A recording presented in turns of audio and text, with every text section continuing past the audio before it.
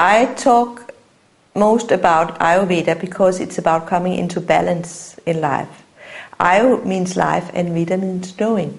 And it's one of the disciplines in the Vedas. There are many others, Jyotish, which is the Vedic astrology, for instance, and a lot of other things. But Ayurveda is a lot about balance. And they say that there is no illness in the world, there's only unbalance. So if you can bring the body and mind back to the balance it's born to be with, then the body and the mind will take care of every illness you have, and probably you will never have one. But if you have it, you will very, very quickly come back to health, to a healthy state. So, and they do that by pulse diagnosis. They talk about 3 doshas, which they says everything consists of. It's Vata, Pitta, and Kapha. It's not Kapha I'm talking about; it's Kapha. Vata is air and ether. Pitta is fire and water, and Kapha is earth and water. Within these 3 doshas, there are, for instance, if we talk about people, certain specific personalities involved: physiological, emotional, spiritual, psychological. Everything, is in that character. So, for instance, if you are born with a lot of Vata, you are very spiritual. Vata means movement, so you move yourself all the time. You have a lot of creative thoughts. You are visionary, imaginary, because it's air and ether.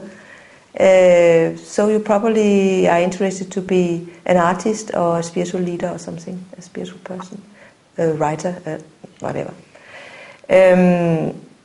If you're born with a lot of Pitta, Pitta is the fire and water. Pitta is the leader element.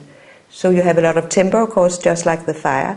But you also, the fire burns good in you. So you must eat, for instance, every 4th hour, because the fire is burning the wood, the food, very quickly. So you have very good and quick digestion. And these fire people, Pitta people, they are very great leaders, because they're very fixed on deadlines, and action.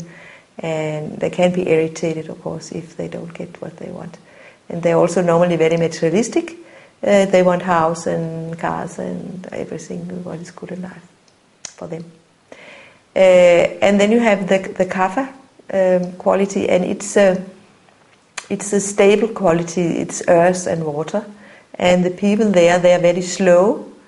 I always think about Finnish men. I don't know why, but they are high and heavy, sometimes with big muscles and bones, and they talk very, very slowly. And when you talk to them, I have had a lot of customers in Finland in the old days, they don't answer. So you think they won't answer you, but after 5 minutes maybe they say and then they come up. There's a very good answer coming up.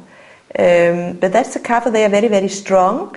They're very slow in everything. They're like one of the Russian doll. You can put them down, but they come up again every time. Psychological and emotional and physically. But they will never come really down. So, for instance, if there's a very big difference if a leader has a nervous breakdown, if he is a Kapha, a Pitta, or a Vata person. If he has a lot of Kapha, point 1, it will take enormously long time before him to get a breakdown. Be very stressed. If he does, he will be very quick. He will be very quickly to recover himself, because he's so strong. If it's a Vata person, it's a weak dosha. He will be much, or she will be. It will take much longer time, and they will be stressed very much, in a very short time, connecting to the Kapha person. So the Kaphas, they're very good fathers and mothers. They're very good partners. They like house and garden, and they like life which is stable. So they want to go up at the same time in the morning, they want to eat at the same time and go to work at the same time, go home at the same time. So they love this. And for instance, Vata, they hate it. They want, every day should be different, and they want to travel, and they want to know new people, and sometimes they forget to eat and they forget to sleep. So there's very, very big differences in these personalities.